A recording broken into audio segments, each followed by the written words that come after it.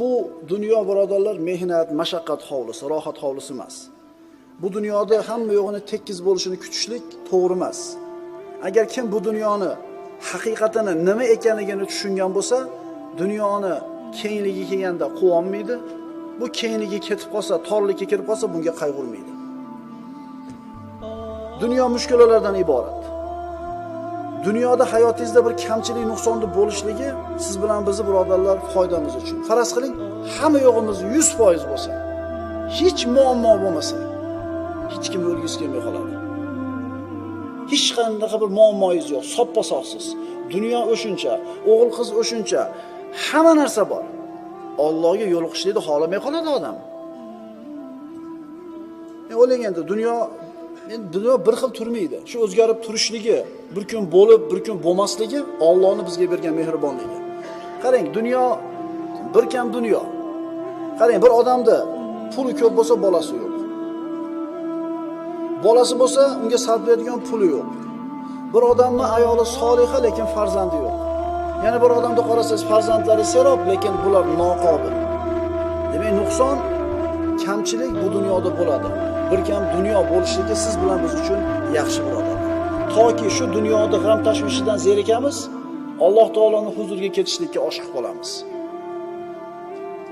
O'zi bir odamni dunyoga kelib, mana shu mol, farzand, ayollar, boshqa fitnalardan omon holatda iymoni bilan ketib olishligi katta boylik. Katta boylik. Bir hadis qudsi o'qib beraman. Va izzati va jalali dedi Alloh taolo. La aqbizu abdiyal mu'min va ana uhibbu an arhamah. Ustimizga kelayotgan kun qanaqa bo'lishidan qat'iy nazar xursandchilik bilan, rozilik bilan qabul qilishni o'rganamiz agar tushunib yetsak bu hadisda. Alloh taolo hadis qudusida aytadi. Azizligim va ulug'ligimga qasamki, mo'min bandamning jonini olar ekanman, men unga rahim qilishni xohlayman. U qilgan har bitta xato uchun uni jazolayman. Dunyoda o'zida Alloh taolo bizdan gunoh sodir bo'lsa, dunyoda jazolayotganligi yaxshilikning belgisi. Qo'l qayrilib qoldi, oyoq qayrilib ketdi, mashinani aynagi sinib ketdi, bir musibat keldi, sizga yoqmaydigan ish. Biling birodar, bu sizning foydangizga bo'ldi. Chunki bitta xato o'tgan edi, Alloh taolo shu bitta jazoni berib turib, juda ko'p xatolaringizni yuvardi.